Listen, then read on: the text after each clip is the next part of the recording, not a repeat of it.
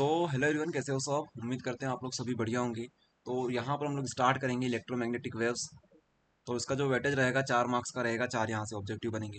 पहला क्वेश्चन आता है कि what is electromagnetic waves. Electromagnetic waves क्या होती है। तो इलेक्ट्रोमैग्नेटिक वेव्स जैसा कि नाम में छुपा हो, यहाँ पर इलेक्ट्रिक फील्ड भी होगी और मैग्नेटिक फील्ड भी होगी। तो मान लीजिए हमारी जो जो हमारी वेव्स की डायरेक्शन है वो मान लीजिए कुछ इस प्रकार की है। तो यहाँ पर जो इसके पार्टिकल्स होंगे, यहाँ पर यहाँ पर यहाँ पर यहाँ पर यहाँ पर इस तरीके से वो इस तरफ भी ऑसिलेट होंगे और इस तरफ भी ऑसिलेट होंगे, जैसे आप लोग 3D में समझ सकते हो। यहाँ पर इस तरीके से हमारी डायरेक्शन ये है, लेकिन पार्टिकल जो होंगे यहाँ पर इधर भी कूदेंगे इधर भी कूदेंगे, इस तरीके से वाइब्रेट होंगे। ये आ रही है बात समझ में, वाइब्रेट होते हुए चलेंगे, इसी को बोलते हैं हम लोग इलेक्ट्रोमैग्नेटिक वेव्स। अब ये प्रोड्यूस कैसे होती है, कौन प्रोड्यूस कर सकता है, तो एक्सेलरेटेड चार्ज पार्टिकल इसे प्रोड्यूस कर सकता है। ठीक है। एक जो हमारा चार्ज पार्टिकल है वो एक्सेलरेटेड होना चाहिए, इसकी स्पीड कंटिन्यूसली बढ़नी चाहिए या घटनी चाहिए, वही हमारे पास क्या कर सकता है, इलेक्ट्रोमैग्नेटिक वेव्स को प्रोड्यूस कर सकता है। डिस्कवर किसने किया, तो हर्ट्ज ने इसको डिस्कवर किया। ये ट्रांसवर्स वेव होती है, समझा दिया आपको। ट्रांसवर्स वेव का मतलब यही है कि ये जो है हमारे पास ये 3D में आप लोग इस तरीके से देख सकते हो। यहाँ पर इलेक्ट्रिक फील्ड भी है, मैग्नेटिक फील्ड भी है, और प्रोपोगेशन ऑफ लाइट कुछ इस प्रकार से हो रही है। तो समझ गए आप लोग कि इसी को हम लोग बोलते हैं ट्रांसवर्स। ट्रांसवर्स इन नेचर बोलते हैं इसे। आगे देखिए, फटाफट इसको फिनिश करेंगे चैप्टर को। उसके बाद आता है हमारे पास वेव फैक्टर। वेव फैक्टर क्या होता है, ये डायरेक्शन के लिए बताया होता है। ये वेव फैक्टर वेव जो हमारी होती है उसकी डायरेक्शन किस तरह से रहेगी, तो इसके लिए फैक्टर होता है जो कि ऑब्जेक्टिव में डायरेक्ट पूछ लिया जाता है। तो हम लोग इसे डायरेक्ट याद कर लेंगे, K equals to 2 pi by lambda. फिर थर्ड पॉइंट हमारे पास आता है velocity of EMW in vacuum. Vacuum के अंदर वेलोसिटी कितनी होती है, तो आप लोग इसको डायरेक्ट याद कर सकते हो, सी इज इक्वल्स टू 1/अंडर रूट म्यू एप्सिलॉन नोट। ठीक है, म्यू नोट एप्सिलॉन नोट। अब यू म्यू यहाँ पर परमिएबिलिटी है और एप्सिलॉन नोट हमारे पास परमिएबिलिटी ऑफ इलेक्ट्रिक फील्ड है। ओके, तो ये चीज तो हमने पहले भी देख रखी है। तो बस इन दोनों को याद कर लो इस तरीके से, तो 2 पॉइंट आपके यहाँ से कवर हो जाएंगे। फिर आता है हमारे पास एक और topic, displaced current. Displaced current क्या होता है, तो current which comes in the region in which electric flux is changing with respect to time. जब भी हमारा इलेक्ट्रिक फ्लक्स चेंज होता है एक पर्टिकुलर रीजन में, या फिर हम बोल सकते हैं इलेक्ट्रिक फील्ड हमारी बार बार चेंज हो रही है। इलेक्ट्रिक फील्ड बोल दो या फ्लक्स बोल दो, दोनों एक दूसरे से बहुत हद तक रिलेटेड है।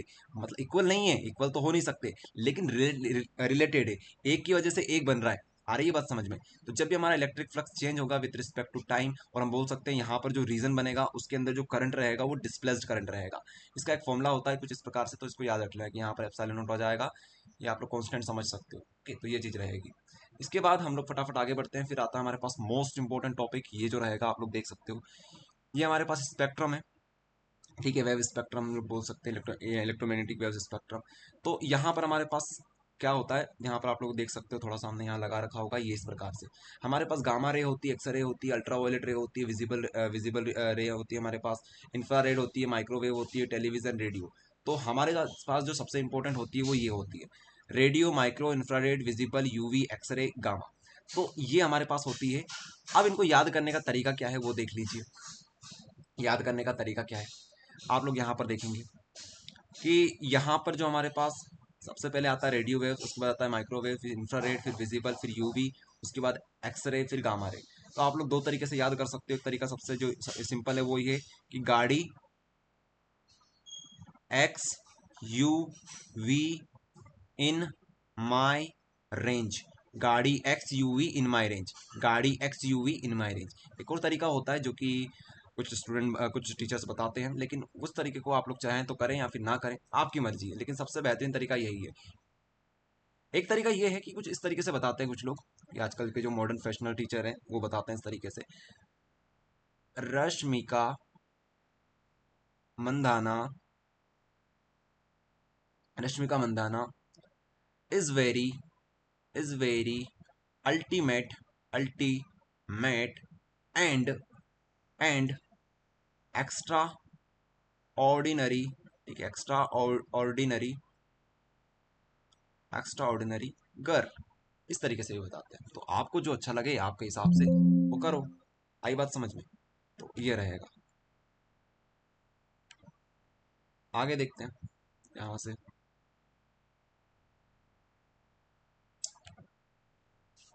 चलिए, तो यहाँ पे आ जाइए वापस। तो इस तरीके से हम लोग इसे याद कर सकते हैं। अब बात आती है वेवलेंथ को कैसे याद करें। इसकी वेवलेंथ भी होती है, इसकी कुछ वेवलेंथ होगी, इसकी वेवलेंथ होगी, इसकी वेवलेंथ होगी, इसकी कुछ वेवलेंथ होगी, इस तरीके से।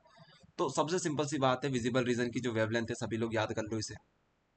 क्या होती है विजिबल रीजन की वेवलेंथ, 400 नैनोमीटर से लेकर 700 नैनोमीटर तक।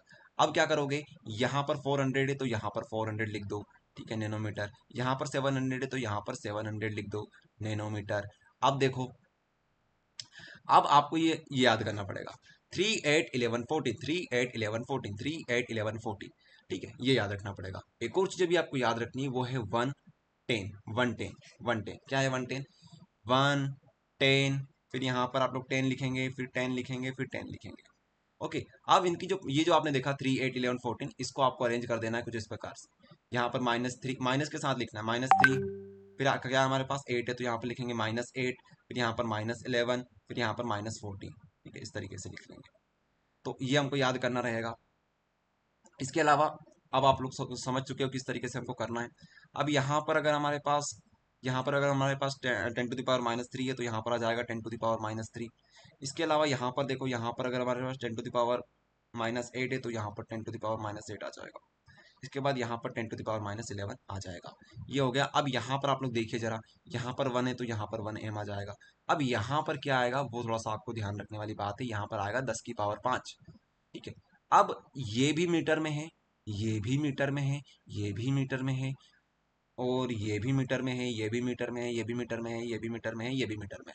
तो सिर्फ और सिर्फ आप लोग इसको नैनोमीटर में याद रख लो, बाकी सब के सब मीटर में। ये बार बार क्या हो रहा है हमारे पास स्क्रीन पे, चलो कोई बात नहीं। आ जाइए फिर से यहाँ पर, तो समझा दिया आपको क्या क्या नैनोमीटर में क्या क्या नहीं है, तो इस तरीके से आप लोग देख सकते हैं। ओके, तो इस तरीके से आप लोग इसे याद कर लेना। अब आता है हमारे पास इससे रिलेटेड कुछ और चीज़ें, आप लोग ये पढ़िएगा कि इसका सोर्स क्या हो सकता है, इसके अलावा इसकी क्या प्रॉपर्टी हो सकती है, इनको एक बार रीड कर लेना। ठीक है, वेवलेंथ तो समझा दिया आपको, लेकिन इसकी प्रॉपर्टी को रीड कर लेना। अगर आप लोग ये सारी चीज़ रीड ना कर पाओ, हम उम्मीद करेंगे आप लोग ये सब रीड कर लोगे एक बार, उम्मीद करेंगे आप सभी से। अगर ना कर पाओ तो कम से कम ये चीज़ रीड जरूर कर लेना। देखिए जरा, सबसे पहले तो ये चीज़ आपको बता दी हमने कि इलेक्ट्रोमैग्नेटिक स्पेक्ट्रम जो होता है इंक्लूड्स क्या लिखा है यहाँ पर, includes in order of increasing frequency and decreasing wavelength. तो अगर हम लोग बात करें वेवलेंथ की, तो हम लोग अगर आपसे कोई पूछ ले कि बताओ इंक्रीजिंग ऑर्डर या फिर डिक्रीजिंग ऑर्डर क्या होता है वेवलेंथ का, तो अब आप लोग को आना चाहिए। सबसे पहले बात करते हैं हम लोग डिक्रीजिंग वेवलेंथ के हिसाब से। डिक्रीजिंग वेवलेंथ तो मतलब हमारे पास सबसे ज़्यादा वेवलेंथ यहाँ पे होगी, फिर उससे कम होगी, फिर उससे कम होगी, फिर उससे कम होगी, फिर लास्ट में सबसे कम होगी।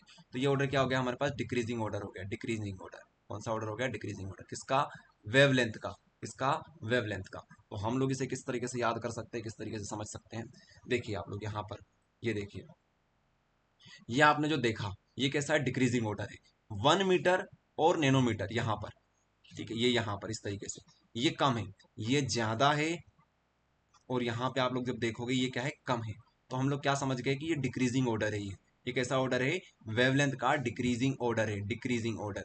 अगर आपसे कोई पूछे कि चलो इसको आप लोग अरेंज करके बताओ इंक्रीजिंग ऑर्डर में, तो क्या करोगे, अगर आपको इंक्रीजिंग ऑर्डर में करना है तो पहले सबसे छोटा लोगे, तो इंक्रीजिंग ऑर्डर ये हो जाएगा, ये हमारा क्या हो जाएगा, इंक्रीजिंग ऑर्डर। किसका इंक्रीजिंग ऑर्डर, वेवलेंथ का। ओके, अच्छा ये बात हमें समझ में आई, ये बात हमें समझ में आई। इसके बाद और देखिए आप लोग यहाँ पर फिर से आ जाइए, फिर से देखिए आप लोग यहाँ पर। तो अगर आपसे कोई पूछ ले कि बताओ फ्रीक्वेंसी की टर्म में आप लोग क्या समझते हो इंक्रीजिंग और डिक्रीजिंग ऑर्डर में, तो आप लोग क्या बताओगे।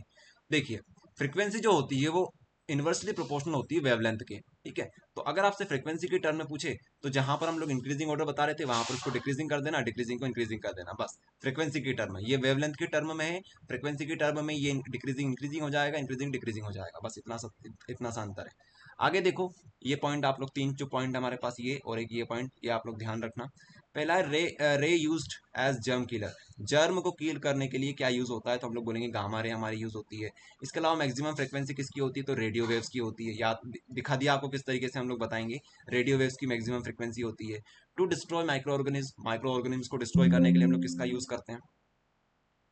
यहाँ पर आज स्क्रीन में कुछ प्रॉब्लम आ रही है, लेकिन कोई बात नहीं, फिर से करेंगे हम लोग वही चीज। चलो यहीं पर देख लो आप लोग, यहीं पर दिखा देते हैं आप। देखिए, तो मैक्सिमम फ्रीक्वेंसी जो होती है हमारे पास रेडियो वेव्स की होती है। इसके अलावा टू डिस्ट्रॉय माइक्रो ऑर्गेनिज्म को डिस्ट्रॉय करने के लिए हम लोग अल्ट्रावायलेट रेडिएशन यूज करते हैं। विजिबल रीजन वेवलेंथ इन एंगस्ट्रॉम, जो हमने विजिबल रीजन का भी देखा था ना, यहाँ पर ये 4,400 नैनोमीटर से लेके 700 नैनोमीटर। अगर आपसे कोई इसको एंगस्ट्रॉम में पूछ ले, एंगस्ट्रॉम एक यूनिट है वेवलेंथ की, तो आप लोग इसको इस तरीके से याद कर सकते हो, 4,000 से लेके 7,800 एंगस्ट्रॉम। तो ये मोस्ट इंपॉर्टेंट ऑब्जेक्टिव हमारे इस चैप्टर के होते हैं कवर।